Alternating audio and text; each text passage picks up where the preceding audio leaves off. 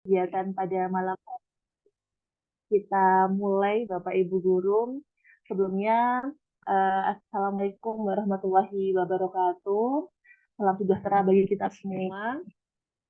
Selamat malam Bapak Ibu Guru. Saya ucapkan terima kasih kepada Bapak Ibu Guru hebat semuanya yang malam ini sudah menyempatkan waktunya untuk belajar bersama kami, teman-teman dari SM3T Bergerak, komunitas belajar SM3T Bergerak, seperti itu, untuk sharing praktik-praktik baik dari teman-teman yang telah dilakukan di kelasnya, seperti itu. Sedikit bercerita ya Bapak Ibu. Awalnya kenapa kita bikin komunitas ini tuh awalnya juga cuma iseng-iseng, cuma harapannya ke depan dari Pak Gis Septin Giswardiana, mungkin di sini Bapak Ibu lihat ada Pak Septin Giswardiana yang selaku penggagasnya. Nah, itu WA di grup.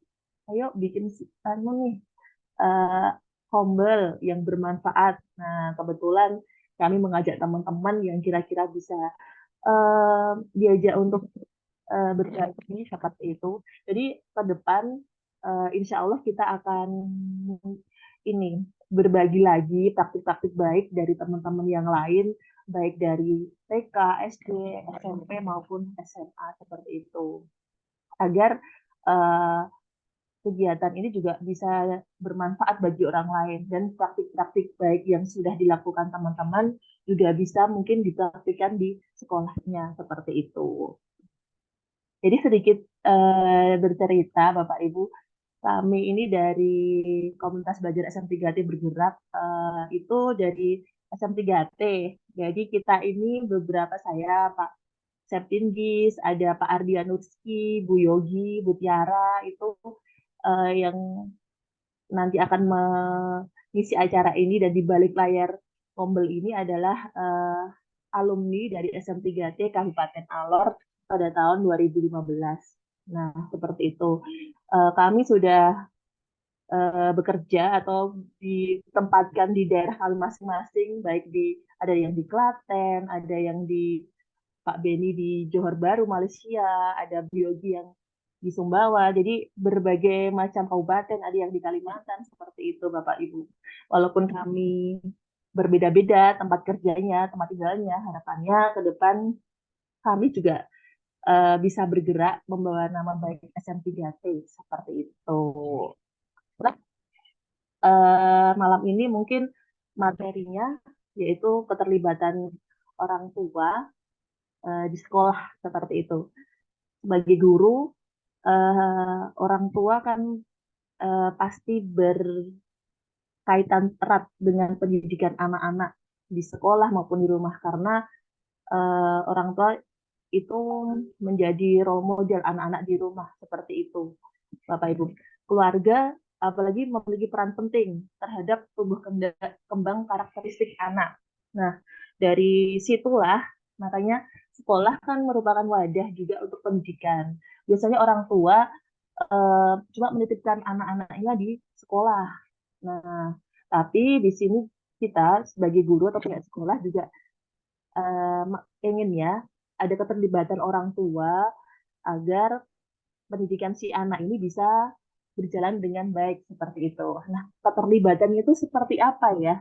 Nah, nanti narasumber kita akan bercerita praktik baiknya, keterlibatan seperti apa yang telah mereka lakukan di satuan kerjanya seperti itu.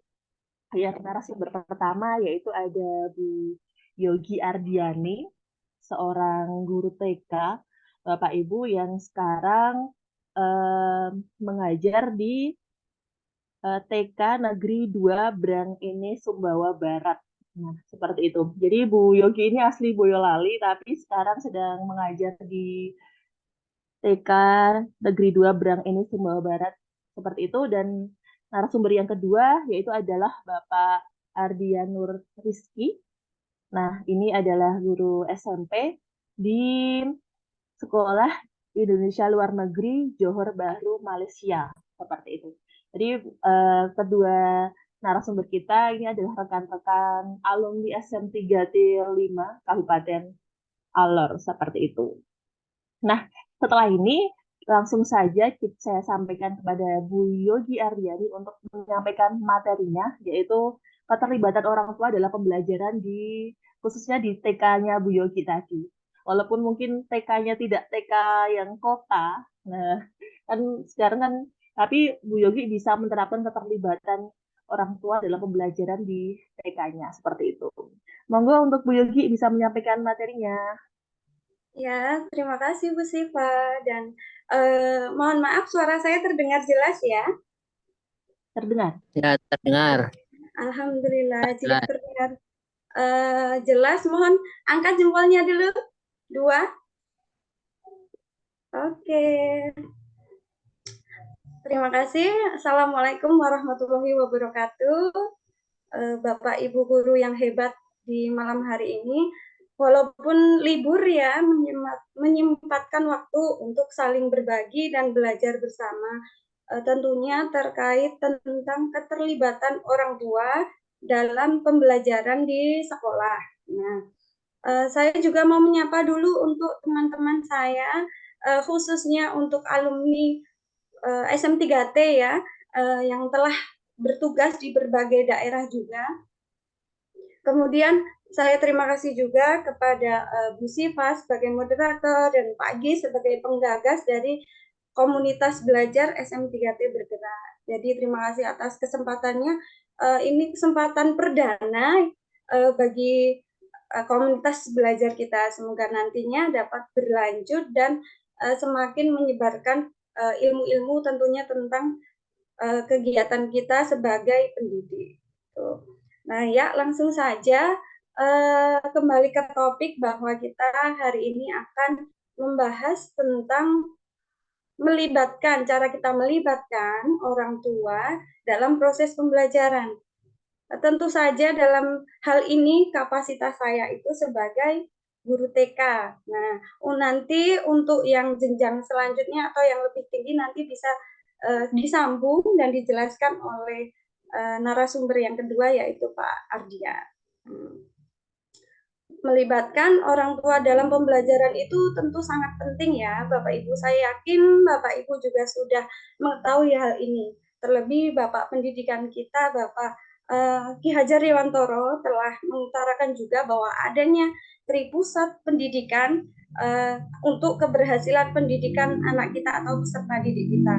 Adanya kerjasama atau sinergi Tripusat Pendidikan yaitu di lingkungan sekolah sebagai satuan pendidikan, orang tua, dan tentunya masyarakat secara luas. Nah, sebelumnya supaya hari ini konsentrasi, teman-teman saya ajak nyanyi-nyanyi tes konsentrasinya sedikit ya. Oke? Bisa di-unmute Bu Siva, saya minta tolong. Oke, siap untuk konsentrasi ya, untuk belajar bersama dan berbagi bersama ya, Bapak Ibu ya. Siap. Siap. Sudah di-unmute, Bu Siva? Sudah, Bu, sudah. Oke. Siap. Ingat ya, ini harus konsentrasi. Kalau enggak, aduh, kalah nanti sama anak-anak TK. Siap. Jangan sampai nanti kalah ya, apalagi ada Bapak Ibu guru yang SD, SMP, SMA juga. Tepuk tangan tertawa 3 kali, hahaha. Tepuk tangan tertawa 2 kali, hahaha. Hanya pending ya. Lagi ada yang hanya baru sampai, ada juga yang hanya sudah kelewat. Wow, lagi ya. Tepuk tangan tertawa 3 kali. Hahaha. Tepuk tangan tertawa 2 kali. Tepuk tangan tertawa 1 kali. Tepuk tangan tertawa tanpa suara. Oke, yang ada suaranya berarti nggak konsentrasi. Ya, kalau sudah konsentrasi, berarti sudah siap kembali untuk berbagi tentang keterlibatan orang tua dalam pembelajaran. Silakan di-unmute kembali Bu sebagai moderator. Gigi speakernya.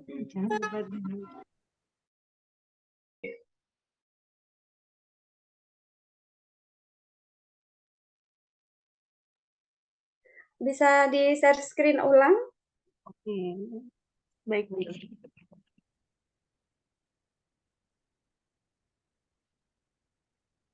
Nah, oke. Tuh.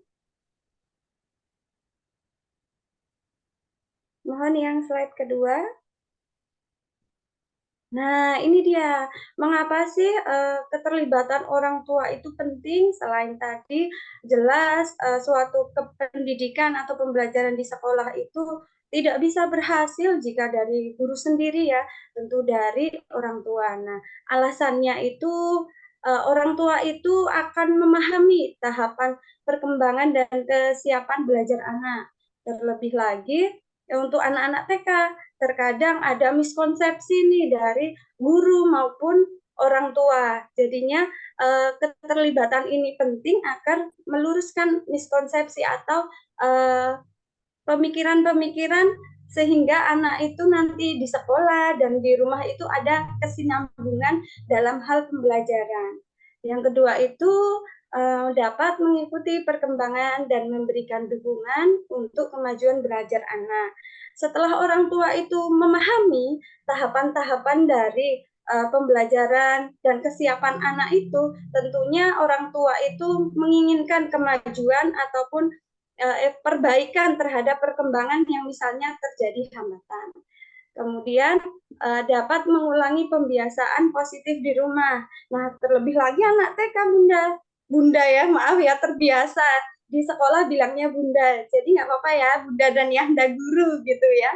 Nah, terdapat mengulangi pembiasaan positif di rumah itu, nanti anak-anak itu juga akan cepat belajar.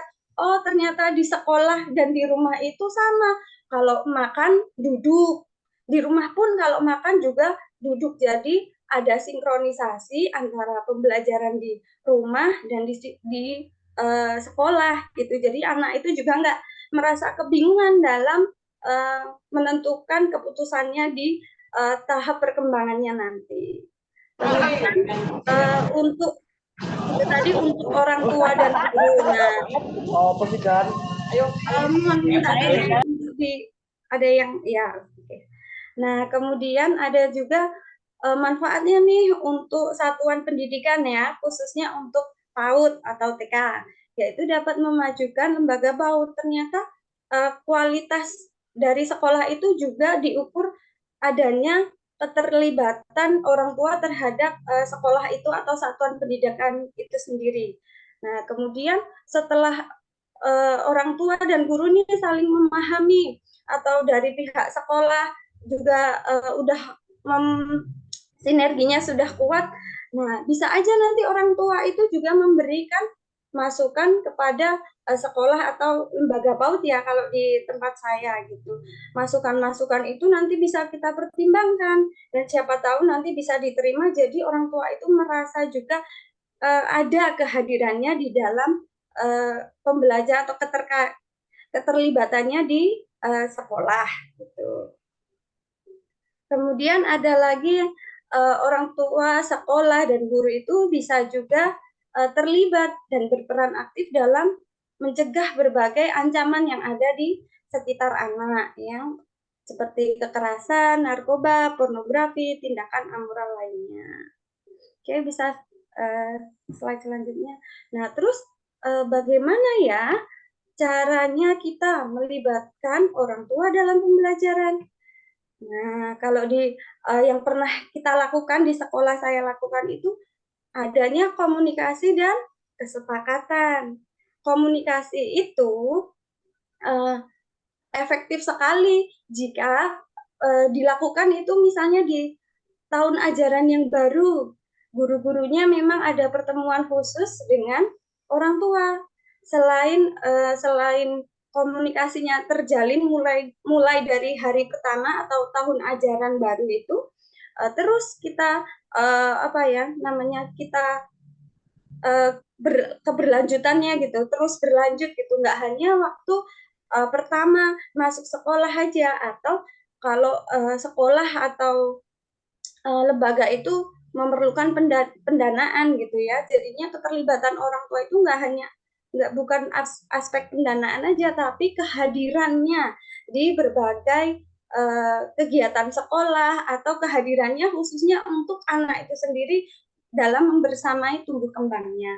Nah, komunikasi ini baiknya juga dilakukan dengan hati-hati. Jangan sampai komunikasi kita sebagai guru terlalu mendikte orang tua, terlalu kita sebagai guru itu merasa paling ahli.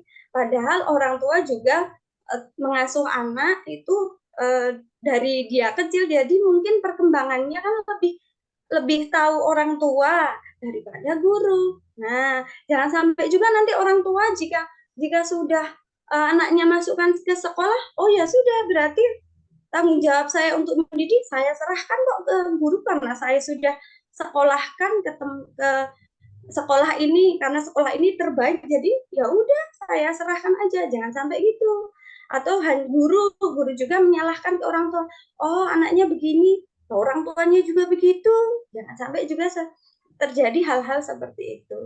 Yang kedua, kemudian kesepakatan. Nah, misalnya setelah tahun ajaran baru atau pertemuan orang tua itu di hari pertama itu terlaksana, bisa juga kita mengadakan paguyuban kelas. Nah, paguyuban kelas ini nanti akan namanya saling sharing juga terkait programnya, supaya orang tua terlibat ke dalam pembelajaran di kelas. Apalagi nanti supaya juga orang tuanya itu lebih mengenal siapa sih gurunya anakku, seperti apa ya nanti kalau anakku dititipkan ke guru ini gitu. Jadinya berharap juga nanti melalui komunikasi dan kesepakatan ini akan muncul rasa saling percaya dan saling menghargai atas perannya masing-masing dalam pembelajaran anak. Gitu. Ya, selanjutnya Bu Siva. Nah, terus ada banyak cara keterlibatan orang tua dalam pembelajaran. Ini sebenarnya bisa umum ya, nggak hanya untuk TK saja. Ada pertemuan dengan guru, misalnya dijadwalkan, atau sebulan sekali, atau bagaimana sesuai dengan kesepakatan awal. Atau juga orang tua bisa nih jadi sukarelawan atau volunteer. Misalnya kalau di tempat saya, kebanyakan kan gurunya itu perempuan. Nah, terus anaknya banyak, tenaganya sedikit, meminta bantuan nih kepada orang tua, misalnya waktu kegiatan pentas akhir tahun, membantu misalnya jadi among tamu, atau jadi nanti yang ikut nganterin snack, karena mungkin hal-hal sepele itu membutuhkan bantuan dari orang tua maupun wali murid gitu. Kemudian bisa juga adanya kunjungan ke kelas. Jadinya orang tua kan diundang ke kelas untuk sedikit-sedikit melihat nih bagaimana kok anak saya diajar sama bu guru ini, caranya ngajar gimana, atau biar melihat langsung anakku kalau di kelas seperti apa ya gitu. Kemudian ada juga ini yang dari sekolah ya, biasanya itu ada program parenting. Nah, ini juga bisa dilakukan oleh sekolah-sekolah, nggak hanya PAUD saja seperti yang saya bilang, tergantung dengan kebutuhan dari anak itu sendiri atau dari peserta didik. Kebutuhannya, oh kalau usia segini ternyata butuh cara pengasuhan yang seperti ini, butuh apa namanya, butuh pendampingan yang seperti ini gitu kan, karena mungkin tingkat perkembangannya itu kan berbeda-beda. Tuh. Kemudian bisa juga kita minta tolong ke orang tua menjadi narasumber. Nah, kalau di tempat saya itu kan, kalau di TK ya maksudnya ya, kalau di TK itu ada beberapa tema atau topik-topik pembelajaran. Nah, bisa dari topik-topik pembelajaran itu kita pilih sekiranya ini bisa menjadi cara orang tua itu jadi narasumber gitu. Misalnya, oh temanya tema pekerjaan. Nah, ada loh wali murid kita yang jadi polisi atau ada yang jadi penjahit. Nah, itu bisa dijadikan narasumber di sekolah kita atau di dalam kegiatan pembelajaran. Kemudian orang tua juga dilibatkan dalam kegiatan-kegiatan sekolah tadi seperti ikut gotong royong atau ikut namanya membersamai anak saat outbound atau ikut tadi seperti tadi sukarelawan dalam pentas seni gitu. Kemudian oh ya, yang saya sampaikan tadi ada paguyuban orang tua, sudah saya sampaikan di awal tadi. Terus ada juga kelas kakek nenek dan pengasuh. Kenapa kok kelas kakek nenek itu penting ya? Nah, kalau di tempat saya, di tempat mengajar saya itu, ini kebetulan banyak sekali orang tuanya juga bekerja, ada juga yang sebagai TKI. Jadi, anak-anaknya itu diasuh oleh kakek nenek.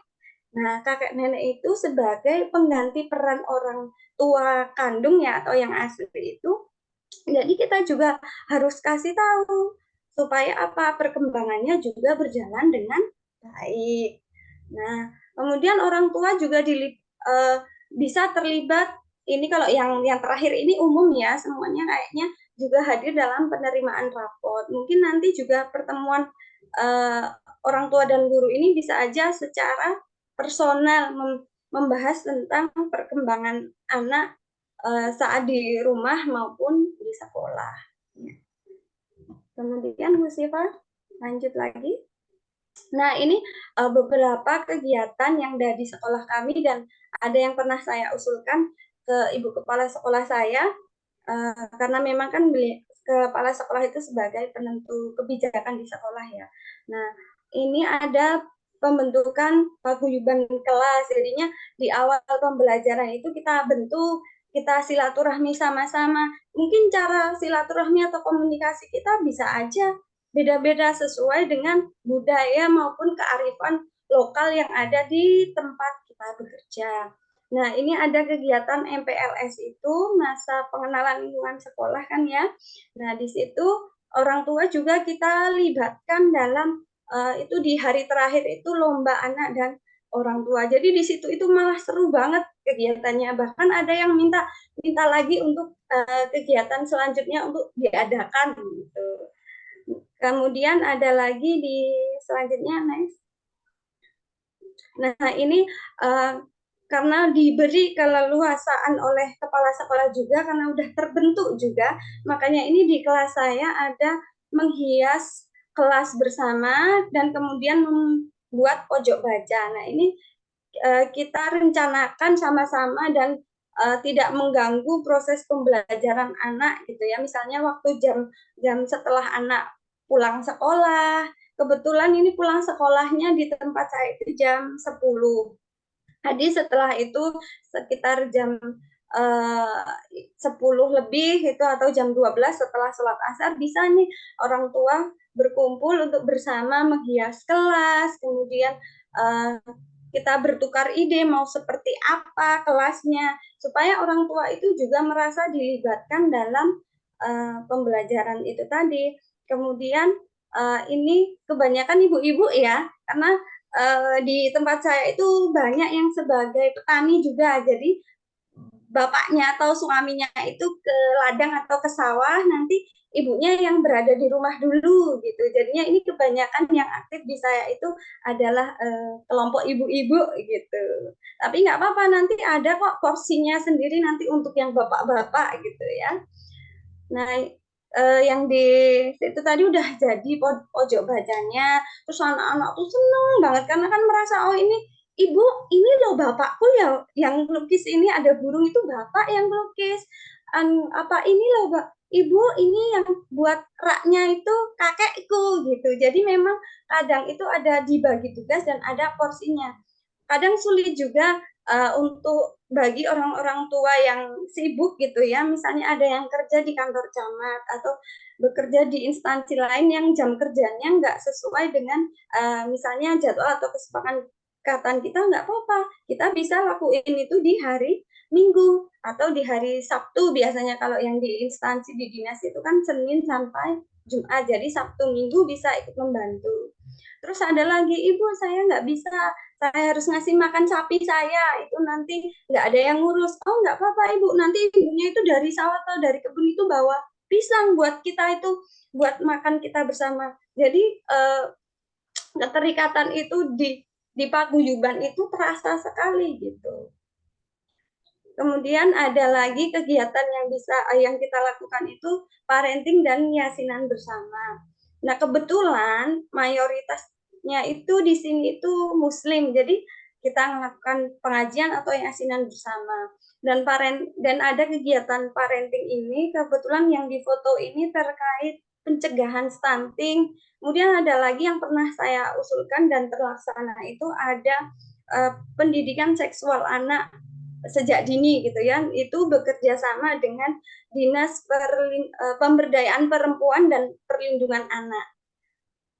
Kemudian nah ini juga ada sebagai narasumber, ini kita berkunjung ini di salah satu rumah wali murid orang tua yang kerjanya itu sebagai penjahit. Nah, jadi di situ itu anak-anak juga melihat proses cara bagaimana sih cara kerjanya penjahit, apa yang dibutuhkan ya kalau kita jadi seorang penjahit atau caranya gimana ya. Jadinya anak-anak itu belajar langsung dari yang benar-benar yang sudah profesinya atau pekerjaannya sebagai penjahit. Nah, ini tuh anaknya waktu rumahnya didatengin itu seneng banget, tiba-tiba itu anaknya itu tiba-tiba langsung meluk saya itu, nggak tahu kenapa, biasanya aku nggak pernah peluk-peluk, Pak ini peluk-peluk, saya bilang gitu. Ternyata itu dia itu ekspresi senangnya karena udah ini teman-teman itu pengen apa ya namanya, karena teman-temannya itu udah datang ke rumahnya karena kan rumahnya memang dekat dengan sekolah gitu. Kemudian ini ada orang tua saya ajak juga untuk menyediakan ya media-media pembelajaran. Apalagi kan untuk TK itu media pembelajarannya itu perlu yang banyak dan beraneka ragam karena bertujuan untuk menstimulasi berbagai aspek perkembangan.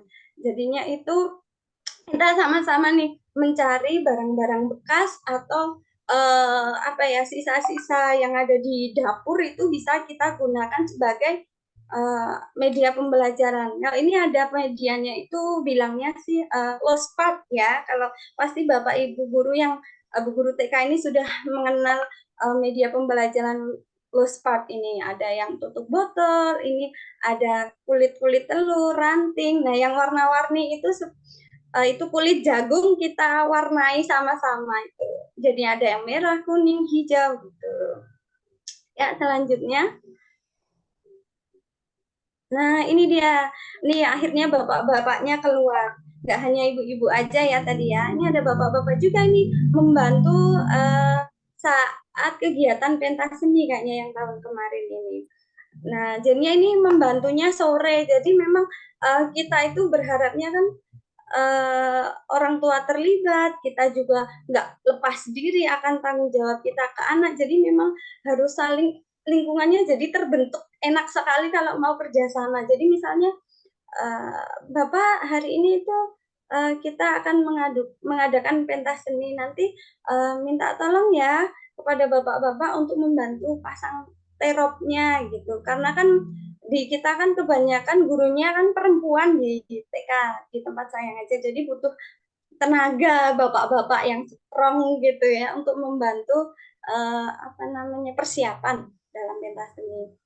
Terus yang ini ada tadi saya juga sudah jelaskan juga keterlibatan orang tua itu bisa aja disesuaikan dengan kearifan lokal.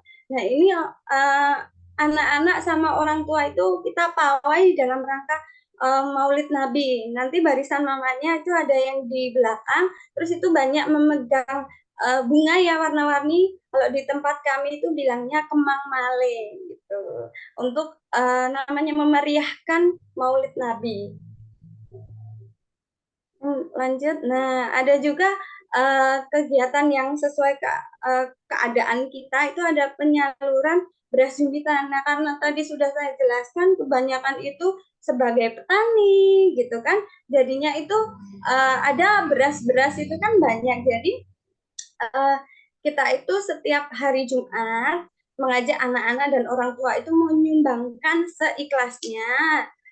Nggak harus juga, tetapi jika punya beras yang berlebih, di apa namanya ditaruh di tempat khusus. Di kelas saya itu ada tempat khusus nanti, jadi anak-anak itu udah hafal setiap hari Jumat, oh berasnya dimasukkan ke dalam wadah yang ini nanti untuk teman-teman kita yang yatim piatu yang atau yang kurang mampu di sekitar kita kayak gitu. Nah, yang sebelahnya lagi itu ada kegiatan outbound yang baru aja terlaksana hari apa itu ya. Nah, itu juga seneng banget ini orang tua sama anak itu saling bekerja sama. Itu kayak mungkin di rumah kurang ada waktu untuk anaknya, jadi kurang bisa bermain sama-sama. Nah, dalam kegiatan outbound ini ada anak dan mamanya atau orang tuanya itu bisa kerjasama dan saling jadi kuat gitu ya ikatannya gitu. Lanjut, oh iya sudah. Nah itu aja yang pernah saya dan di sekolah saya lakukan terkait keterlibatan orang tua dalam proses pembelajaran. Memang tidak dipungkiri jika orang tua itu memang berperan penting dalam pembelajaran anak, karena orang tua juga merupakan sekolah yang pertama dan utama bagi anak. Terima kasih, saya waktunya dan untuk acara selanjutnya saya kembalikan kepada Bu Siva. Oke, terima kasih Bu Yogi atas paparan materinya. Nah, saya sebagai guru SD melihat materinya Bu Yogi tadi cukup terinspirasi ya. Mungkin yang belum di sekolah saya bisa bisa nih seperti itu. Tadi yang saya lihat biasanya kalau paguyuban itu kan ibu-ibu. Nah, tapi di sekolah Bu Yogi ternyata bapak-bapak juga bisa nih. Ternyata bisa dilibatkan dalam kegiatan di sekolah. Itu luar biasa sekali nih. Terus yang kedua tadi ada ini narasumber dari orang tua seperti itu. Biasanya orang tua yang kita datangkan ke sekolah. Tapi berbeda ini tadi kalau Bu Yogi. Ternyata ketika anak-anak kita ajak ke rumahnya siswa dan orang tua di situ jadi narasumber, seperti itu anak-anak ternyata sangat tertarik, baik siswa yang ibunya menjadi narasumber maupun anak-anak yang lain, teman-temannya juga tertarik, begitu ya Bu Yogi? Iya, juga belajarkan secara langsung tentang ada bertamu gitu. Kalau kita bertamu di rumah orang lain. Oke, itu langsung ya, konkret banget ya, seperti itu. Oke, luar biasa sekali. Bapak Ibu tadi materinya dari Bu Yogi tentang keterlibatan orang tua siswa di sekolahnya, apalagi di TK. Mungkin bisa menjadi inspirasi Bapak Ibu guru semuanya bisa juga diterapkan nih. Oh, yang kira-kira bisa diterapkan di sekolahnya seperti apa? Seperti itu. Kalau tadi yang pertama Bu Yogi dari jenjang PAUD, nah selanjutnya kita akan melompat ke jenjang yang lebih tinggi. Nah, seperti itu. Mungkin kalau tadi Bu Yogi latar belakang dari anak-anaknya ini dari apa ya? Ada petani, bermacam-macam, ada yang TKI juga seperti itu. Nah, ini kita juga orang tuanya juga banyak yang merantau mungkin. Nah, ini kita kedatangan narasumber yang kedua yaitu Pak Ardian Rizky yang merupakan guru SMP di Sekolah Indonesia Johor Bahru. Monggo Pak Ardian Rizky bisa memperkenalkan diri dulu. Baik, terima kasih Ibu Siva. Selamat malam rekan-rekan guru gigih dan guru yang selalu bergerak. Jadi kalau tadi Siva mengatakan saya sebagai narasumber, saya mohon izin untuk sedikit merevisi. Saya sebagai pemantik diskusi saja gitu. Saya datang dalam forum ini dengan keyakinan bahwa dalam forum ini saya akan bertemu dengan guru-guru pembelajar. Guru-guru yang ingin berbagi praktik baik. Nah, maka dari itu saya sangat bersemangat ketika Pak Guru Gis ya mengajak, oh saya langsung oke. Pun demikian Ibu Siva, Ibu Tiara, dan rekan-rekan SM3T Alor. Sekaligus ini sebagai wahana silaturahmi ya, Ibu Siva dan rekan-rekan ya. Nah, jadi karena kalau saya jadi narasumber tuh belum ada apa-apa ini, pengalaman juga belum, dan masih banyak hal. Maka dari itu nanti dalam forum ini kita semua berharap semuanya bisa saling sharing begitu. Apalagi temanya adalah pelibatan orang tua dalam pembelajaran. Nah, ini suatu hal yang selalu kontekstual ya. Apapun tema tentang pendidikan itu pasti kontekstual karena pendidikan kan bergulir bersama dengan pembaharuan zaman gitu. Jadi tidak akan pernah usang. Boleh dibantu share konten materi Bu Siva? Ya, baik Pak. Nah, di slide pertama saya ingin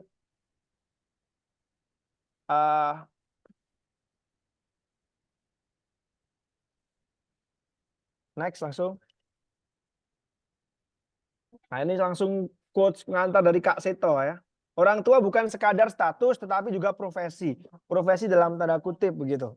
Karena menjadi orang tua itu perlu bekal yang syarat begitu. Jadi kalau guru-guru perlu melakukan pendidikan profesi kalau kita dulu 1 tahun dan sekarang banyak modifikasinya, orang tua pun juga memerlukan atau menuntut keterampilan yang sama gitu. Dan saya berpikir tentang sekolah yang menjadi agen diseminasi ilmu-ilmu pengasuhan. Sekolah yang menjadi agen penyuluhan. Mohon maaf teman-teman, ada suara teriak-teriak kah? Terdengar? Tidak Pak. Oh tidak, Pak oke Adi. oke. Oh, ini sambil di posko pemilu. Ini sekedar informasi ya rekan-rekan. Ini di Kak saya di Johor Baru, ini di posko pemilu kebetulan ada petugas yang kesurupan. Nah, jadi sangat seru sekali di sini. Jadi oke, kembali ke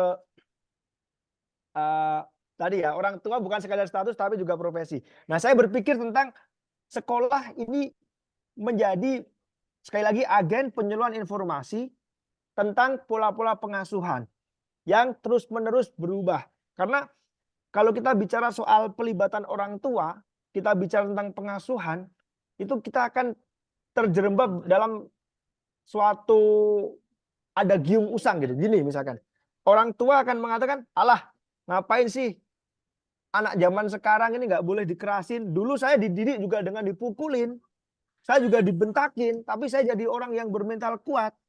Kenapa sekarang guru-guru mau nempeleng kepala siswa aja pakai dilarang? Jadi selalu komparasinya adalah orang atau orang tua di zamannya begitu. Yang mana kita semua sebagai pendidik tahu lah itu sudah hal pembandingan semacam itu nggak relevan gitu. Kalau kita flashback ke masa lalu, kita lihat iklan Indomie atau mie instan, sorry. Mie instan itu sebagai makanan yang sehat dan bergizi gitu. Tapi sekarang bertubi-tubi kita dipahamkan bahwa kandungan-kandungannya memang tidak semuanya baik. Nah, maka dari itu teman-teman, kalau makan siang gratis aja menjadi iming-iming yang seksi, maka saya yakin ilmu pengasuhan yang gratis yang digerakkan oleh sekolah ini juga akan menarik gitu. Nah, sekali lagi saya mau bayangkan ketika sekolah itu bisa berperan sebagai diseminator cara-cara pengasuhan. Karena pengasuhan itu harus berjalan segendang sepenarian antara sekolah, masyarakat, juga orang tua. Maksudnya begini, ketika di sekolah kita menggunakan pendekatan yang anti reward and punishment sebagaimana yang diajarkan oleh Ki Hajar Dewantoro, juga oleh M. Syafi'i. Ini buku yang sedang saya baca. Oh, nggak kelihatan nih karena kena background. Ya, bukunya M. Syafi'i ini juga sama sebenarnya. Filosofinya sama dengan Ki Hajar Dewantoro. Dan mungkin kita semua udah paham bahwa reward and punishment itu adalah cara yang kurang arif untuk mengubah pola perilaku anak-anak, karena itu hanya akan membuat anak-anak berperilaku atau mengubah perilaku untuk mengejar hadiah atau menghindari hukuman. Saya yakin kita semua sudah paham. Nah, ketika sekolah mencanangkan anti reward and punishment sebagai garis pendisiplinan, Akan kontraproduktif kalau di rumah orang tua mengiming-iming hadiah iPhone kepada anak-anak yang berhasil meraih prestasi. Akan kontraproduktif ketika orang tua di rumah memberikan imbalan uang atas segala macam pencapaian-pencapaian akademik atau segala macam pembantuan-pembantuan anak. Nah, itulah mengapa saya menyebut bahwa sekolah sejak awal itu harus menjadi corong untuk diseminasi tadi, pola pengasuhan. Dan tadi kalau Ibu Yogi menyebutkan ada MPLS gitu, masa pengenalan lingkungan sekolah, itu memang fundamen ya. Itu memang pilar utama agar sekali lagi sekolah dan orang tua itu bisa berjalan selaras gitu. Jadi segendang semenarian dalam memapah tumbuh kembang anak. Kalau ini tidak sinkron sejak awal, kita akan melihat cita-cita dari guru yang mengatakan bahwa si fulan ini di sekolah sangat baik, sangat sopan. Ibunya bilang, lah di rumah aja cuma kelumbas-kelumbus kayak jemuran kering. Jadi perilaku yang sama sekali berbeda antara di sekolah dan di rumah. Dan ketika membagi hasil belajar itu hal yang biasa gitu dalam interaksi kita dengan orang tua. Nah, ini ada yang miss kalau semacam ini bisa terjadi. Kadar itu sekali lagi pelibatan orang tua dalam proses pembelajaran itu harus digerakkan dari hulu hingga hilir. Dan itu perlu sekolah sebagai, sekali lagi, agen, sebagai diseminator. Dan ini saya rasa sependek pengetahuan saya ini belum terlaksana secara masif gitu. Jadi sekolah hanya peduli dengan orang tua siswanya masing-masing atau wali siswa masing-masing. Sekolah belum bergerak menjadi diseminator kepada seluruh orang tua siapapun itu gitu. Jadi saya membayangkan kalau sekolah itu nanti bisa mengadakan seminar-seminar secara berkala pada orang tua siapapun itu, tidak harus sekolah di situ, untuk memahamkan pola-pola pengasuhan yang relevan dengan kebutuhan zaman. Agar tidak ada lagi yang mengatakan anak sekarang ini mentalnya lemah, dikit-dikit nangis.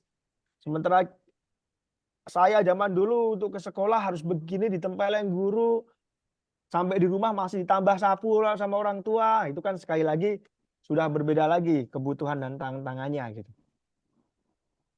Next.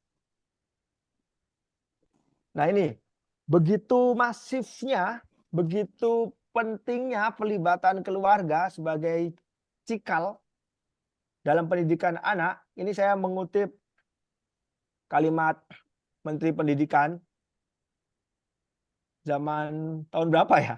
2017 ya, kalau nggak salah. Lebih kurang tahun itu, Muhadjir Effendi pernah mengatakan bahwa pendidikan keluarga dimulai dari 1000 hari pertama kehidupan. 1000 hari pertama kehidupan ini dimulai, kata Pak Muhadjir, itu dari 9 bulan di kandungan ditambah 2 tahun yang pertama. Apa yang disampaikan oleh Pak Muhadjir ini juga selaras dengan apa yang disampaikan oleh Ki Hajar Dewantoro. Tadi Bu Yogi sudah nge-spill Tripusat Pendidikan. Juga Muhammad Syafi'i, buku yang barusan saya khatamkan ini juga menyebutkan bahwa orang tua itu sebagai pilar pendidikan. Bung Karno dalam pidatonya tahun 42 juga menyebutkan bahwa orang tua adalah guru dan guru adalah rasul kebangunan, kata Bung Karno. Rasul itu kan tinggi betul. Tapi para founding parents kita menyadari bahwa memang pilarnya bukan saja di sekolah, tetapi juga orang tua. Nah, ketika orang tua mendefinisikan atau masyarakat sekarang mendefinisikan pendidikan adalah persekolahan, ya kalau pendidikan itu ya sekolah formal gitu. Nah, ini sekolah harus kembali melempar bolanya bahwa pendidikan itu ya ikhtiar holistik semuanya gitu. Karena kalau pendidikan dimaknai secara parsial dan terpisah-pisah, oh ini pendidikan sekarang kan dimaknai sebagai hal yang formal saja gitu. Nah, sekali lagi sekolah harus menyadarkan bahwa pendidikan ini ikhtiar bersama. Dan pangkalnya yang paling utama, fundamennya adalah di rumah. Sebagaimana disampaikan oleh Prof. Muhadjir Effendi, diamini oleh Ki Hajar Dewantoro, Bung Karno, M. Syafi'i, dan seluruh para filsuf-filsuf pendidikan Indonesia. Nah, kalau saya boleh lompat nih ke Paulo Freire, saya rasa teman-teman juga sudah familiar dengan pemikiran-pemikiran dari Paulo Freire dalam magnum opusnya yang berjudul Pendidikan Kaum Tertindas gitu. Bahwa sekolah itu harus memberikan kesadaran, penyadaran. Nah, maka dari itu dalam forum ini saya ingin melontarkan gagasan sederhana, yaitu tadi, sekolah sebagai diseminator yang memberi kesadaran tentang pentingnya pola pengasuhan yang positif, selaras, dan sinambung. Boleh, next, Bu Siva. Nah ini, sekolah berperan sebagai motor penggerak kesadaran dan pemberdayaan orang tua dalam menciptakan pengasuhan yang positif dan bermakna.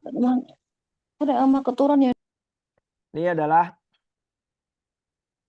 highlight ataupun garis besar dari berbagai macam narasi di awal tadi. Karena sekolah, baik secara institusional maupun berbagai macam hal ihwal operasional sebagaimana yang sudah disampaikan oleh Ibu Yogi tadi, itu memang memiliki peran strategis gitu untuk menggerakkan ini semua. Next. Nah ini rekan-rekan, ini hanya secuil saja praktik baik yang saya yakin dalam forum ini nanti beberapa rekan juga bisa sharing bagaimana pelibatan orang tua, bagaimana cara meningkatkan kapabilitas ataupun penyadaran ataupun pemberdayaan bagi orang tua dalam bersama-sama meningkatkan layanan pendidikan yang baik misalkan. Ini tadi persis ya, hampir semuanya juga sudah disampaikan oleh Ibu Yogi mengenai penggiatan paguyuban kelas dan komite sekolah. Tadi sekali lagi Bu Yogi juga sudah menyampaikan dengan sangat komprehensif, Ibu bagian ini, Bapak bagian ini, paguyuban kelas juga berjalan dengan simultan di kelas Bu Yogi, kemudian buku penghubung ini sering dilakukan oleh guru-guru SD gitu. Namun demikian saya rasa tidak ada salahnya itu disambung terus sampai SMP ataupun SMA. Juga PR keluarga ini yang kemarin saya tulis dalam takarir Instagram saya bahwa ini juga pernah saya lakukan gitu karena beberapa orang tua sibuk ya. Kalau tadi Bu Yogi mengajar di Boyolali yang mana orang tuanya bekerja sebagai petani beberapa. Saya ini pekerja migran Indonesia. Orang-orang tua dari peserta didik yang saya ajar adalah pekerja migran Indonesia yang banyak dari mereka itu bekerja dari pagi sampai pagi. Jadi memang selalu mengatakan bahwa mereka tidak ada waktu. Mereka berangkat bekerja ketika anak belum bangun, mereka pulang ketika anak sudah tidur.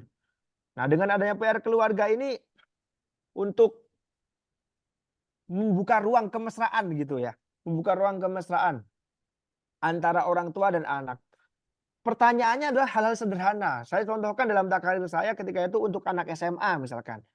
Guru bisa meminta anak untuk menginterview atau mewawancara orang tuanya terkait dengan bagaimana dulu ayah dan ibu berkenalan. Bagaimana sosok pasangan yang ibu harapkan untuk mendampingi saya kelak. Dan sebaliknya.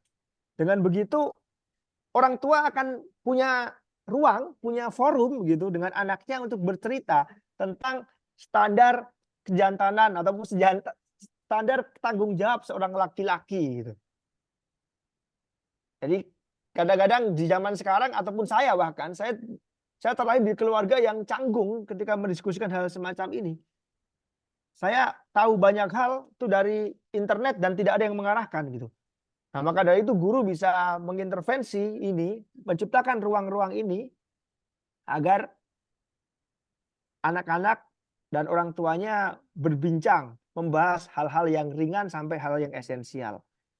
Tapi pernah beberapa kali saya membuat PR ini, tapi anak-anak tuh manipulatif gitu. Artinya mereka mengarang bebas, tidak mewawancarai orang tuanya. Maka dari itu boleh nanti konsepnya dibuat ngevlog gitu Bapak Ibu.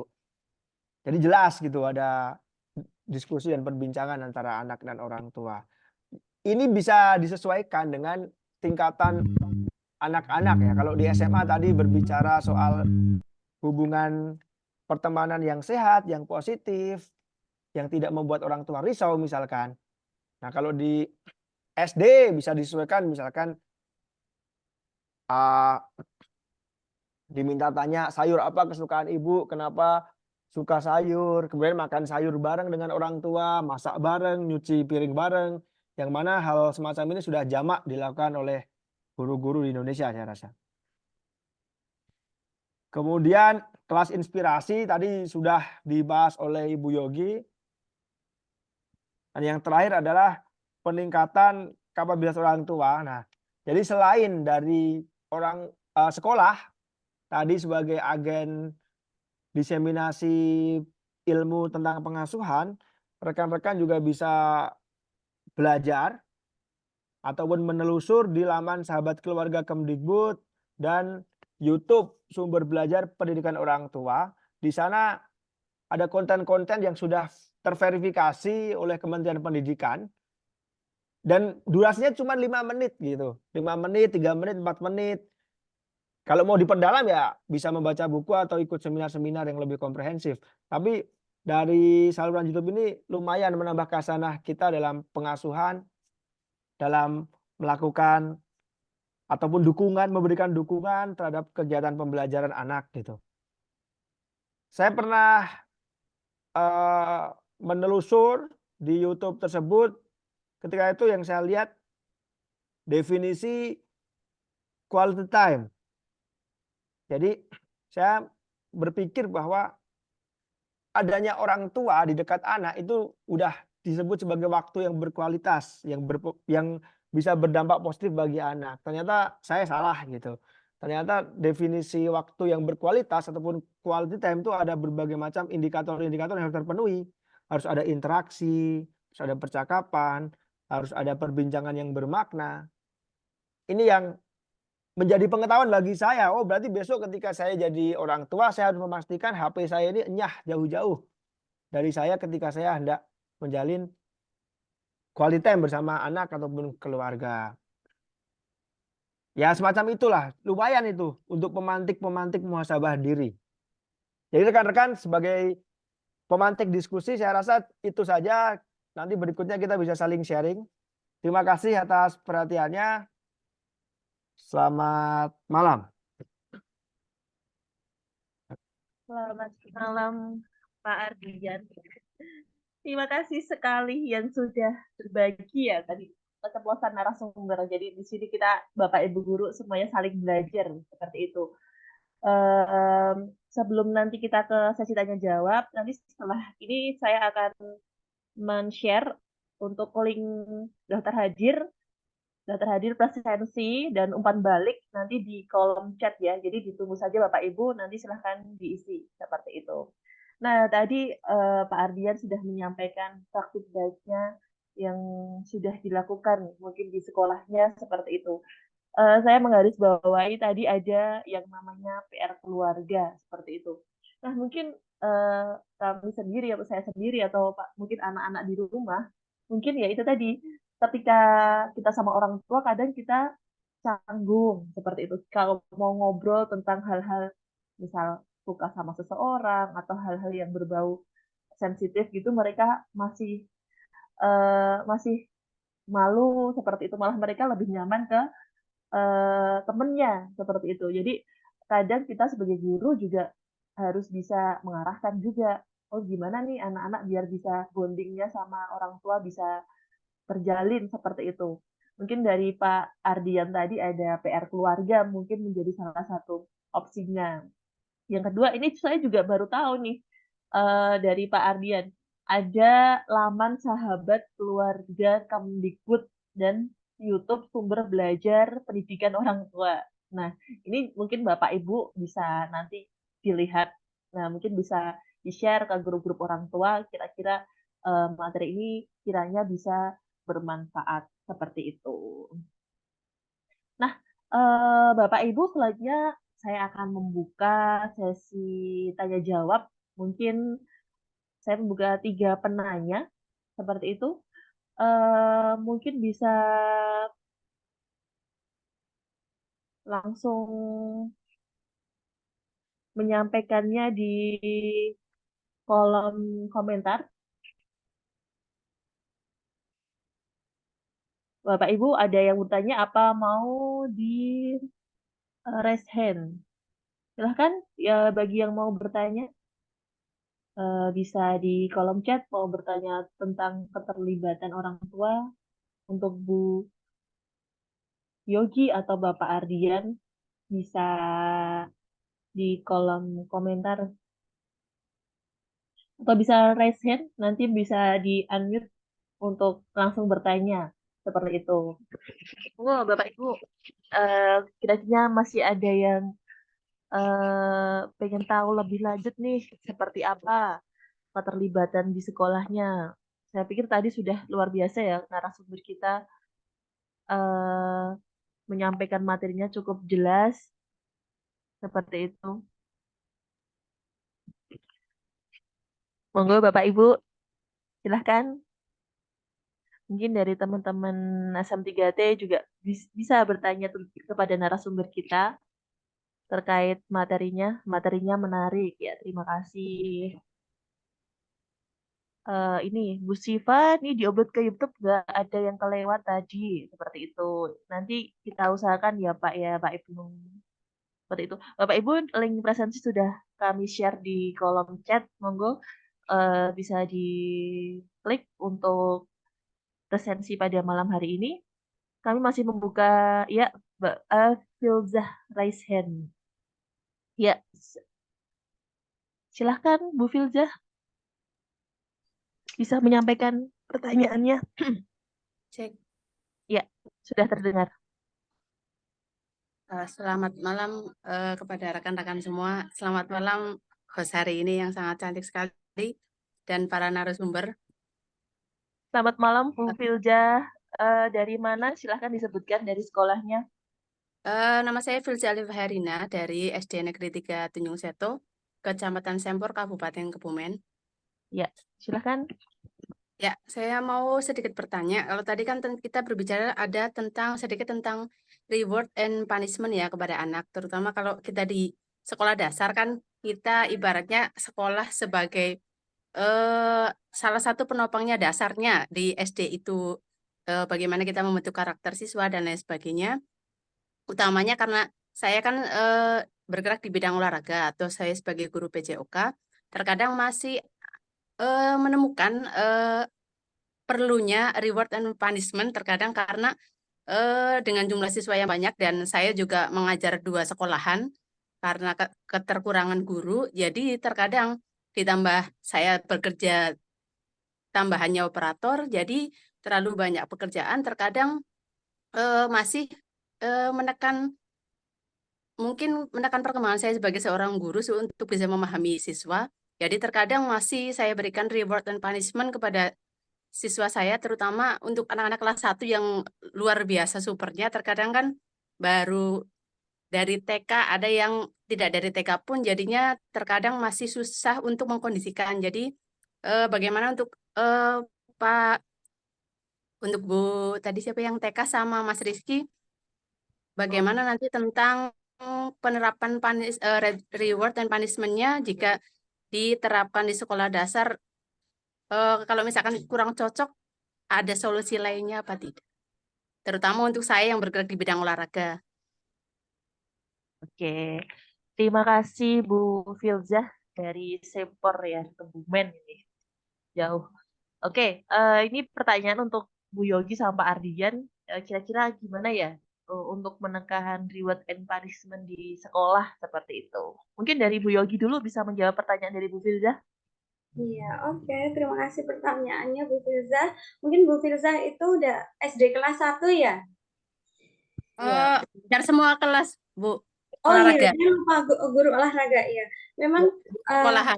ya, gitu.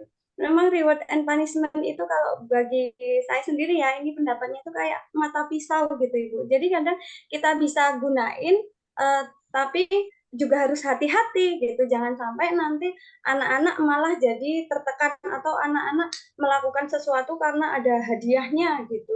Jadinya memang pinter-pinternya ibu guru aja atau ibu aja namanya jangan sampai terlalu sering gitu dalam menggunakan reward and punishment gitu aja sih Bu nanti. Atau enggak nanti bisa aja dibuat kesepakatan bersama. Bagaimana kalau waktu pembelajaran olahraga itu harus seperti apa, nanti ada kesepakatannya sama-sama, nanti kalau melanggar kesepakatan itu harus seperti apa, nanti bisa didiskusikan nih sama anak-anak gitu. Jadinya ketika nanti ada yang melanggar, tadi kesepakatannya apa, jadi kita harus ikuti aturannya gitu. Jadinya anak itu juga diajak untuk belajar tentang aturan juga. Jadi nggak hanya jadi anak itu juga mau menghargai gurunya gitu. Jadi nggak mengganggu juga teman-teman yang lain yang ingin belajar gitu aja sih. Tapi mungkin nanti ada pendapat lain gitu dari teman-teman peserta yang terkait reward and punishment atau juga dari Pak Ardian. Oke, terima kasih ya Bu Yogi atas jawabannya. Mungkin tadi kalau Bu Yogi ada kesepakatan dulu di awal ya sama anak-anak ya. Mungkin seperti itu ya. Oke, untuk kedua mungkin Pak Ardian bisa menjawab pertanyaan dari Bu Filzah terkait reward dan punishment yang diterapkan di sekolah. Monggo Pak Ardian. Ya, baik, terima kasih. Tadi Bu Yogi juga sudah menyampaikan ya mengenai kadar dari reward and punishment. Jadi kalau saya boleh mengutip beberapa kata pendidik ataupun praktisi ataupun psikolog anak, ini kebetulan saya juga pernah membaca bukunya Sarah Ockwell dan Smith ya, Gentle Discipline. Mungkin beberapa teman juga sudah membaca ini bukunya. Oh, nggak kelihatan lagi karena pakai virtual. Bentar. Nah, ini nggak kelihatan lagi. Bentar. Ini bukunya. Jadi di sini membahas banyak soal tadi reward and punishment, mengutip beberapa riset dan beberapa statement dari psikolog anak dan praktisi pendidikan. Ya, kalau saya boleh rangkumkan bahwa Bu Filzah ngada ya ini ya? Ya kan, ngada kan? Bukan Gayo luas. Oh, Gayo Bailus ya? Oh iya, Deng lu. Ya pokoknya di itu, di Wates. Ya ini kata Hemginot, dia menyampaikan bahwa pujian itu seperti penisilin, mestinya tidak diberikan sembarangan.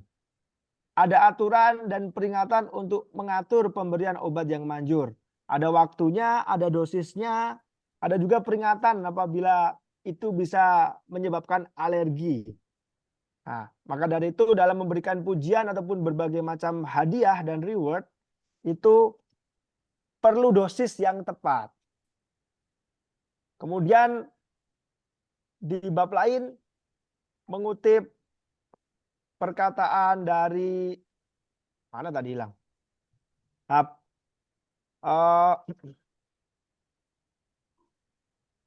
Nih, jadi Alfikon ini penulis dan pendidik.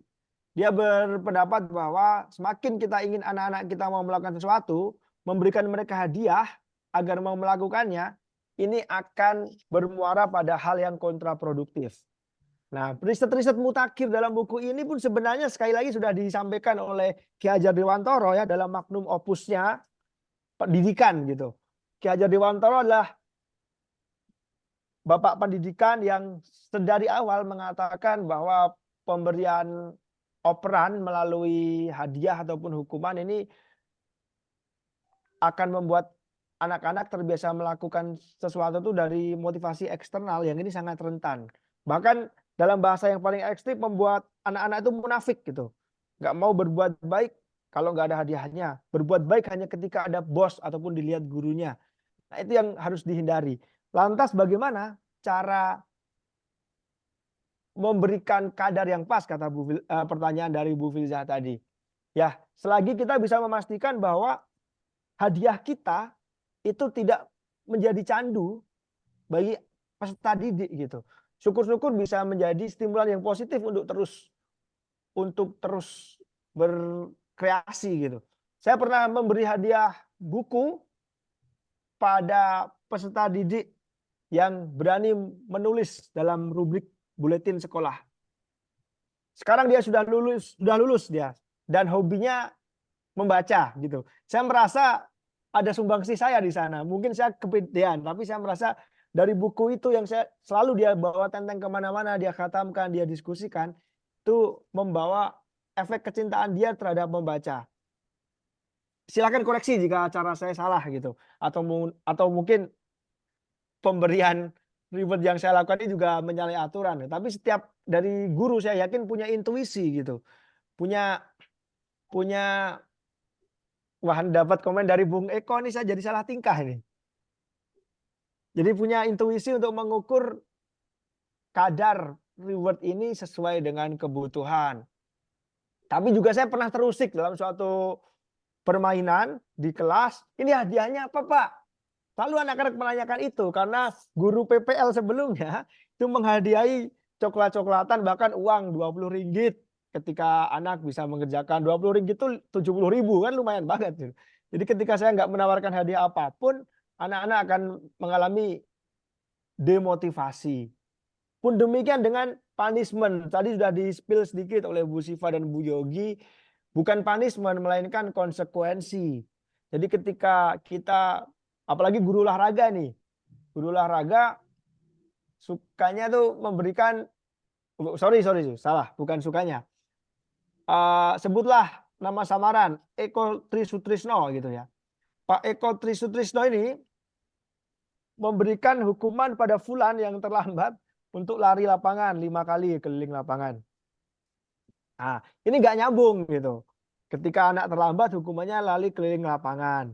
Meskipun kita bisa saja cari pembenaran ya, biar sehat lah, biar kena udara pagi lah dan lain sebagainya. Tapi konsekuensi yang baik itulah konsekuensi yang nyambung dengan apa yang telah salah atau silap dilakukan oleh peserta didik kita gitu.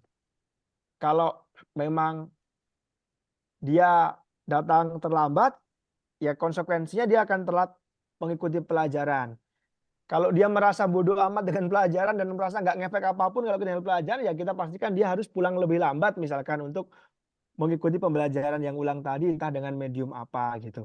Itu salah satu, artinya konsekuensi harus ngeling dengan perbuatan peserta didik. Saya juga pernah membaca hasil riset yang mengatakan bahwa guru sering melakukan hukuman seperti skors ataupun menyuruh anak itu pergi dari kelas karena dianggap mengganggu kondusivitas kelas gitu. Dia disuruh pergi dengan dalih bahwa dengan perginya si anak itu bisa merenung dan introspeksi diri.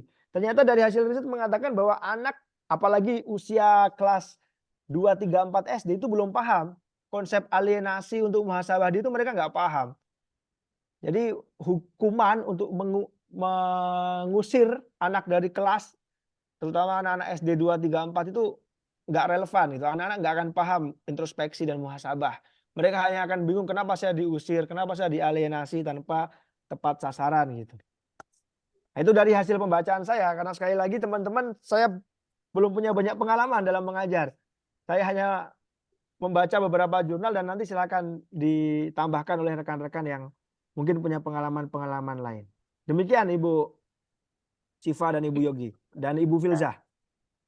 Terima kasih Pak Ardian dan Bu Yogi yang sudah sharing-sharing seperti itu ya. Pengalamannya tentang reward dan punishment atau konsekuensi yang sudah mungkin mereka Bu Yogi dan Pak Ardian sudah diterapkan di sekolahnya itu seperti apa. Seperti itu ya. Yang penting di awal kita harus buat kesepakatan dulu saat sama anak-anak. Ketika dia melanggar suatu aturan, kesepakatan di awal seperti apa, seperti itu. Jadi ketika anak-anak juga sudah tahu setelahnya kesepakatan, ketika dia tidak menaati kesepakatan itu dia harus apa, itu dia sudah tahu. Walaupun mungkin ya tadi ketika kita terlalu banyak memberikan reward, coklat, uang, dan mereka tujuannya di situ terus. Seperti itu. Jadi esensi untuk dia belajarnya malah tujuannya berbeda. Seperti itu, bukan pengen tahu, tapi malah ingin mendapat hadiah. Seperti itu. Begitu ya, Bu Filzah. Terima kasih atas pertanyaannya. Mungkin dari Bapak Ibu yang lain bisa raise hand atau bertanya terkait dengan materi keterlibatan orang tua. Keren sekali nih materinya ini, sangat konkret sekali Bapak Ibu, yang pasti Bapak Ibu sudah menerapkan di sekolahnya. Seperti itu. Monggo, saya masih, oh ini dari Bu Desi Nomintasari. Minta tolong di unmute Bu Tiara. Ini dah. Bentar.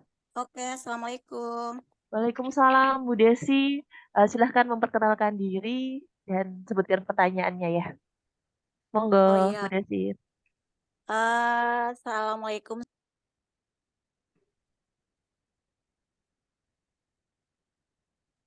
Waalaikumsalam. Salam. Akan terlibat.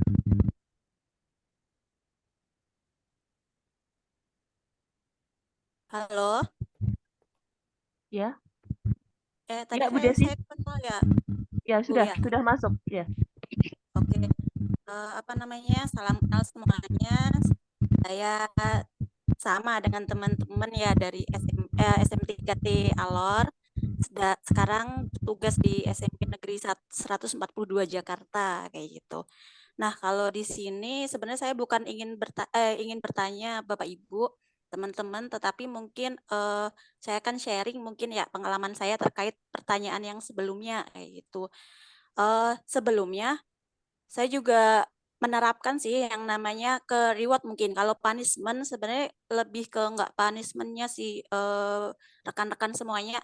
Karena pasti kan ada plus dan minusnya seperti itu.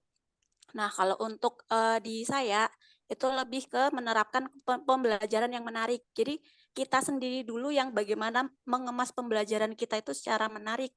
Kalau misalkan pembelajaran kita menarik, pasti anak-anak itu akan candu kepada kita gitu. Salah satunya saya pernah menerapkan evaluasi. Biasanya kan evaluasi kalau enggak berupa paper berupa kertas, kalau enggak ya pakai Google Form, tetapi saya mengemasnya itu dengan Kahoot atau Quizzes kayak gitu. Jadi belajar sambil bermain.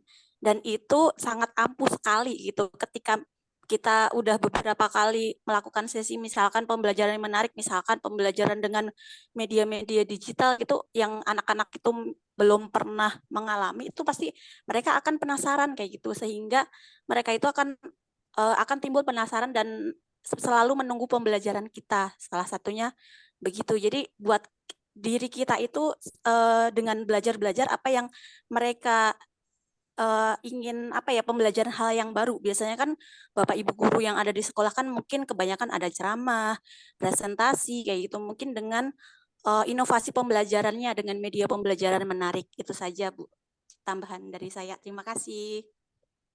Oke, terima kasih Bu Desi Nomintasari dari Jakarta ini ya.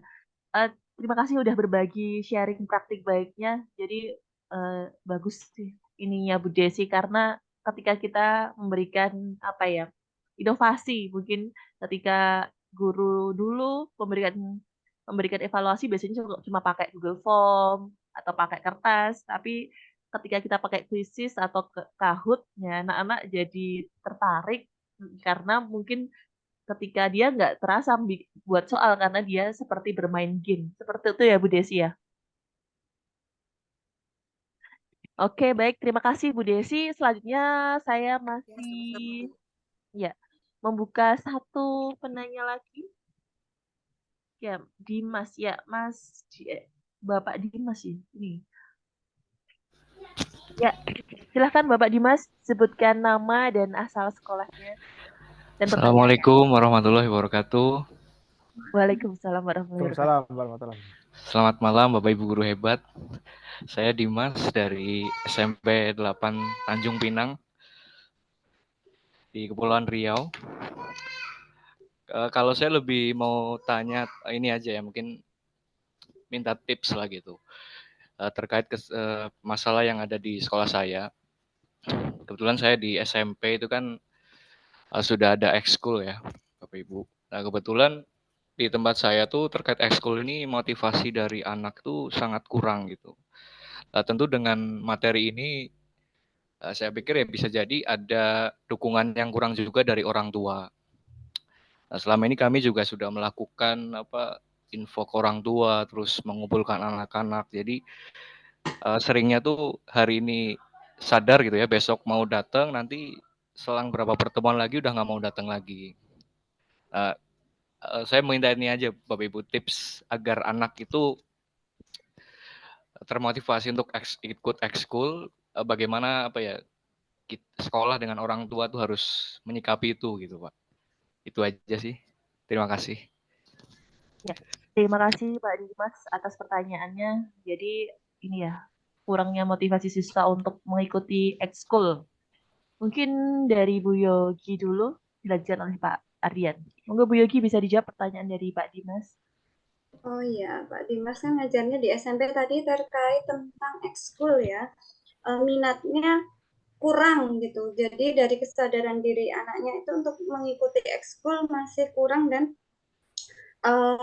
keterlibatan orang tua di dalamnya kan memang diperlukan juga. Tetapi kita lihat dulu dari anak-anaknya, jangan sampai ekskul-ekskul yang disediakan di sekolah itu kurang memadai bakat dan minatnya atau kurang cocok juga. Jadi kayaknya bagusnya ya kita itu harus sebar angket dulu atau apa yang disenangi sama anak muridnya atau apa yang suka dilakuin di rumah ataupun keseharian mereka jadi bisa terpeta gitu nanti misalnya ekskul musik ini diadakan karena memang peminatnya banyak, anaknya juga banyak juga yang suka, jadinya mungkin bisa terlaksana atau bahkan bisa juga kalau Pak Dimas bukanya ekskul karate misal di sekolahnya, tetapi anaknya itu kurang suka atau kurang minat juga di bidang karate, jadinya sepi tuh ekskulnya gitu. Untuk yang di orang tuanya mungkin sudah ada pertemuan khususnya terkait ekskul ini Pak Dimas? Sudah Bu, sudah. Lalu hasilnya gimana? Maksudnya yang disampaikan itu gimana? Oke. Mungkin berangkat dari sini juga ya Bu. Jadi tadi kan memang gambaran yang disampaikan Bu Yogi dan Pak Ardian itu udah yang paling ideal ya, orang tua bisa ikut mendukung gitu, bahkan pertemuan orang tua bisa datang semua. Nah, sementara di tempat saya tuh kebetulan kalau pas ada pertemuan tuh paling yang datang cuman ya kalau dalam presentasi itu cuma 20%, 30% gitu lah. Jadi secara penyampaian kami sekolah nggak bisa maksimal. Terus sebenarnya juga apa yang Ibu Yogi sampaikan ini pengantar juga. Kebetulan sekolah saya tuh kan jumlah siswanya sedikit. Jadi itu tentu pengaruh terhadap program ekskul apa yang mau dibikin segala macam. Nah, tentu dengan kendala dana bos segala macam. Tapi ya nyatanya anak itu minat ke ekskul tuh kayaknya ya kalau boleh saya membandingkan dengan dulu waktu saya sekolah gitu. Itu kayaknya minat untuk hal-hal baru lebih tinggi dibanding sekarang. Nah, itu yang akhirnya jadi masalah juga gitu. Jadinya kalau di Pak Dimas sebagai wali kelas atau sebagai guru ekskul ini kapasitasnya waktu ada pertemuan itu? Pernah sebagai wali kelas juga, pernah sebagai guru ekskul juga gitu. Oh, berarti kalau enggak bisa dicoba ada punya kayak grup WA atau untuk sarana komunikasi yang sama orang tua yang lebih intens gitu nggak? Misalnya kalau orang tuanya nggak datang bisa lewat jalur lain misalnya kayak WA atau ada apa gitu. Sudah Bu. Tetapi tanggapannya masih kurang juga. Iya, jadi nggak sesuai yang kami inginkan lah gitu.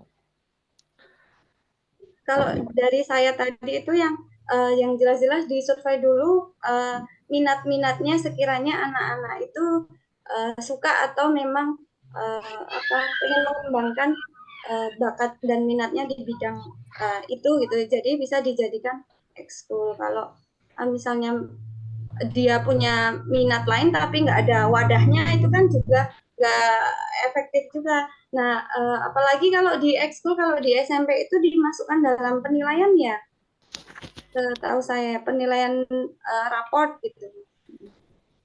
Iya Bu, ada penilaiannya. Bisa aja, oh jadi kayak ada konsekuensinya. Nanti ketika kamu nggak ikut ekskul, nanti nilai ekskulmu di rapotnya kan juga jelek. Jadinya ada kalau kamu nggak melakukan ini, konsekuensinya ini gitu. Jadinya bisa aja nanti menarik gitu ke anaknya mau ikut ekskul. Itu aja. Ya, terima kasih Bu Yogi atas jawabannya. Mungkin kalau SMP mungkin lebih ini ya, masalahnya lebih kompleks Lebih daripada berat ya. ya seperti itu daripada anak TK. Mungkin Pak Ardian mungkin yang Ya. sama-sama di SMP bisa memberikan pencerahan mungkin untuk Bapak Dimas. Monggo silakan. Ya, jadi pertanyaan dari Bung Dimas Pradinata ini ya. Ini memang sama sekali tidak berlaku di sekolah saya ya. Anak-anak saya justru satu orang pengen ikut 5 ekskul gitu sampai fan jemputannya tuh bingung karena anaknya pulang sore terus gitu. Jadi ini hal yang kasuistik gitu. Tapi saya sangat setuju dengan apa yang disampaikan oleh Ibu Yogi bahwa perlu pemetaan ya. Artinya dipetakan saja ekskul apa yang memang bisa diselenggarakan oleh sekolah, katakanlah futsal, kemudian apa basket, musik misalkan. Baru kemudian disebar itu kuesioner ataupun angket kepada anak-anak minat mereka masuk yang mana. Kalau sudah dipetakan berdasarkan minat, saya rasa animo juga bisa bertambah atau bisa ditelisik juga kenapa mereka tidak minat ikut ekskul, apakah karena pulangnya terlalu malam atau ketiadaan transport saat petang. Nah ini saya yakin Bung Dimas lebih paham. Bung Dimas? Iya, iya Bung. Yang kurang peminat tuh apa ya Bung? Ekskul apa? Kalau futsal gitu juga kurang kah? Jadi gini, mungkin tadi saya juga lupa kasih ini dulu ya, informasi dulu. Jadi di Pinang tuh ada beberapa kegiatan yang memang apa ya, dalam tanda kutip sekolah tuh wajib ikut. Jadi bisa dibilang ekskul apa ya, inti, dan karena ada lombanya tiap tahun gitu. Nah, berarti kan memang itu jadi hal yang apa ya, setiap sekolah perlu menurunkan personilnya gitu. Cuman memang dalam beberapa waktu itu anak-anak yang harusnya bisa ikut dengan serius gitu, tapi di tengah jalan kadang mulai itu goyang gitu, Bung. Jadi gimana Bung? Baiknya Bung. Itu apa Bung? Lomba apa itu yang dilombakan setiap tahun? Drum band, tari, terus apa? Musik tradisional itu. Tapi alat semua properti sanggar semuanya proper ya di sana ya? Insya Allah udah aman. Oh kalau begitu nanti boleh teman-teman yang lain mohon izin untuk berkenan sharing ya. Kalau saya pribadi ya tadi juga sudah disinggung oleh Ibu Yogi perlunya untuk memahamkan dan merombak mentalitas bahwa menari itu keren. Kemudian musik tradisi itu keren. Karena gini Bung, saya juga pernah mengalami hal yang sama ketika anak-anak saya menganggap nari itu adalah aktivitas feminin. Jadi kalau laki-laki nggak mau nari gitu, dianggapnya boti gitu bahasa sekarang anak sekarang. Dianggapnya nggak laki gitu. Nah, ketika itu saya ajak mereka untuk brainstorming gitu. Saya tunjukin ya K-pop pun mereka nggak bisa menggoyahkan mereka. K-pop itu bagi mereka boti gitu, bagi laki-laki anak-anak futsal gitu. Nah, ketika itu ada festival tari Soran Busi, saya memahamkan pada mereka bahwa zaman sekarang nanti tantangan ketika kalian di dunia kerja itu memerlukan keterampilan yang multi sektor gitu. Gak bisa saya guru hanya pandai mengajar ataupun mendidik saja. Saya juga harus bisa bahasa asing, saya bisa menari, saya bisa bermain gitar seperti Bung Dimas. Nah, ketika anak-anak dipahamkan hal semacam ini, ya kebetulan murid-murid saya ini memang sangat mudah terinfluence gitu. Mereka langsung mau mencoba itu ikut Soran Busi, laki-laki semua gitu, ikut 8 orang. Festival Soran Busi dengan gerakannya yang gagah mungkin nanti bisa dilihat di YouTube anak-anak yang pertama kali mencoba menarikan busi dan langsung dapat juara harapan 1 gitu. Nah, jadi ini loncatan semangat bagi anak-anak. Semua guru juga sudah bersepakat untuk membuat menari itu bukan aktivitas feminin, melainkan juga bisa dilakukan oleh tidak mengenal gender gitu. Kemudian ya tadi perombakan mental, penyadaran bahwa keterampilan bermain drum band, musik tradisional itu adalah bekal keterampilan yang sangat bermanfaat bagi mereka, dan juga orang tua juga harus mendukung itu. Saya rasa bisa sedikit jadi injeksi, Bung, injeksi motivasi. Saya yakin dengan kemampuan persuasi Bung Dimas lah. Baik, Bu. Izin Bu Siva, ini di komen juga ada masukan sepertinya dari Ya. Pak Eko. Ya, ini saya lanjut membaca dari komen-komen dari Bapak Ibu ya. Kalau tadi sudah yang raise hand, sekarang yang komen-komen nih. Dari Ibu Dewi Windawati, sharing Bu. Orang tua sering ikut campur dalam penerapan guru dalam mendisiplinkan kelas. Melaporkan guru ke Psikiater. psikiater. Gurunya Melaporkan guru ke dinas sikap orang tua yang memanjakan anak. Nah, ini malah gurunya yang dilaporkan ke psikiater. Mungkin ini dulu ya sebelum kita ke Pak Eko. Ya, ini gimana nih tanggapan dari Bu Yogi sama Pak Ardian nih? Ternyata orang tua malah lapor ke gurunya, ke psikiater sama dinas. Nah, padahal niatnya guru kadang kita niatnya baik ya, mendidik anak, mendisiplinkan anak. Cuma kadang itu tadi orang tua mikirnya berbeda seperti itu. Monggo Bu Yogi untuk menanggapi sama Pak Ardian tentang ini. Oh ya, itu ya nggak lucu sih ya, gurunya sampai dilaporin ke psikiater ya. Itu kita harus cari tahu penyebabnya dulu, siapa tahu komunikasinya juga tidak berjalan dengan lancar waktu guru berkomunikasi dengan orang tua, jadinya kadang orang tua bisa aja tersinggung, atau siapa tahu nanti yang guru orang tuanya itu tadi terlalu melimpahkan pendidikannya kepada guru, jadinya itu malah jadi saling menyalahkan nanti jadinya. Nah, sebenarnya sih perlu komunikasi juga dalam hal tersebut. Jika sampai keluar itu berarti butuh pihak ketiganya ya. Jadi misal kalau ada kasus guru sama orang tua biasanya itu dipanggil tersendiri atau di ruang tersendiri sama kepala sekolah. Kalau di tempat saya dicari dulu solusinya atau gimana, nanti kalau kurang memang cari pihak ketiga di luar sekolah. Takutnya nanti sekolah atau kepala sekolah itu lebih memihak gurunya. Jangan sampai memang gurunya juga bermasalah. Jadi memang harus kita cari solusinya sama-sama gitu. Agak bingung juga ya ini jawabnya ya. Soalnya pernah juga kejadian ada anak muridnya malah yang mengadu ke orang tuanya. Nah, jangan sampai nanti yang di anak muridnya kita itu memang sakit hati ke kita, malah lapornya beda. Dibilang A sama ibu gurunya, nanti sampai ke orang tua B. Nah, jangan sampai itu nanti juga memicu perdebatan antara guru dan orang tua. Jadi memang harus dicari dulu akar masalahnya. Kalau misalnya kurang perlu memakai pihak ketiga yang di luar dari sekolah. Ya, terima kasih Bu Yogi. Lanjut Pak Ardian, singkat saja, soalnya Ya. masih ada pertanyaan Siap. menanggapi tadi. Jadi sayangnya Bu Dewi tidak menceritakan secara langsung kenapa dilaporkan ke psikiater ini. Apakah gurunya terindikasi gangguan kejiwaan atau apa gitu. Tapi pada dasarnya kalau dari awal itu sudah ada kesepakatan yang jelas gitu. Kalau tadi saya sebut guru dan orang tua itu segendang sepenarian, satu barikade dalam penyelenggaraan pendidikan untuk anak, itu tidak akan terjadi hal semacam ini. Jadi bagaimana cara memberikan konsekuensi kepada anak, guru, dan orang tua sekali lagi itu dalam satu barisan untuk memapah proses pendidikan anak.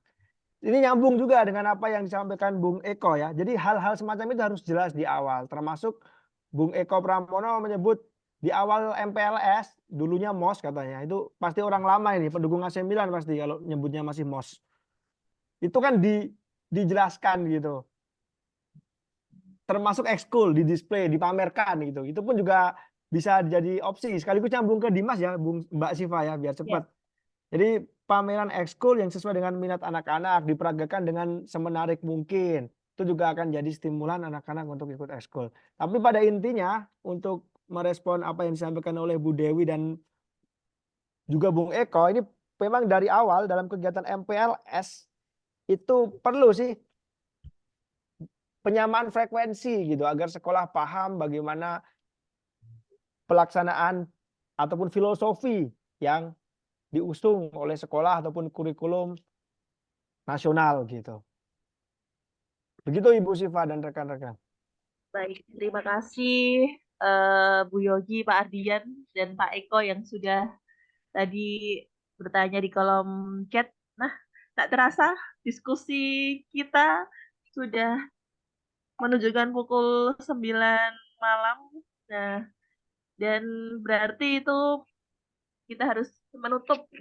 Nah, sesi berbagi praktik baik kita pada malam hari ini. Saya ucapkan terima kasih banyak kepada teman-teman yang sudah berbagi praktik baik. Yang pertama itu Bu Yogi dan Pak Ardian, dan teman-teman dari semuanya, dari Sabang sampai Merauke yang telah mengikuti sesi berbagi praktik malam hari ini dari komunitas belajar SM3T Bergerak.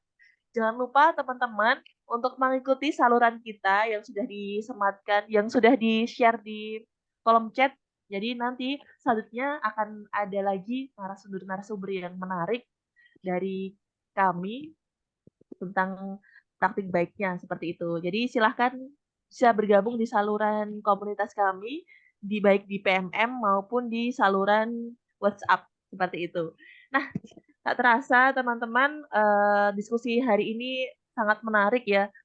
Tadi kita sudah membahas tentang keterlibatan orang tua dengan sekolah untuk mewujudkan pendidikan yang baik untuk peserta didik seperti itu. Jadi ternyata sangat penting sekali ya. Jadi tidak hanya tugas dari guru saja, tidak hanya dari tugas orang tua saja, tapi tugas kita semua. Seperti itu. Saya akhiri teman-teman untuk malam hari ini. Mohon maaf jika ada salah-salah kata dari saya. Sampai bertemu di diskusi selanjutnya. Assalamualaikum warahmatullahi wabarakatuh. Waalaikumsalam Waalaikumsalam warahmatullahi wabarakatuh. warahmatullahi wabarakatuh. Terima kasih Bapak Ibu, saya izin meninggalkan ruangan Zoom. Terima kasih Pak Ardian. Terima kasih semuanya rekan-rekan. Narasumber, rekan-rekan, host yang luar biasa.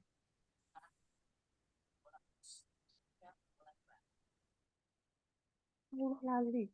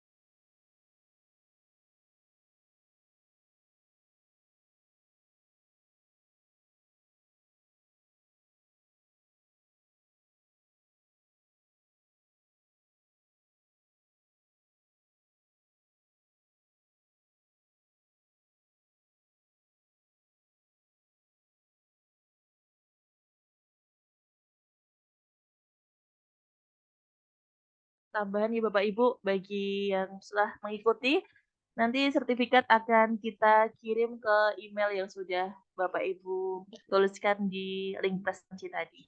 Jadi nanti sekitar 1 minggu, 2 minggu akan kami kirimkan. Seperti itu ya. Silahkan untuk masuk ke link saluran Kombel yang sudah di-share. Nanti akan ada informasi-informasi tentang praktik baik selanjutnya. Seperti itu. Terima kasih.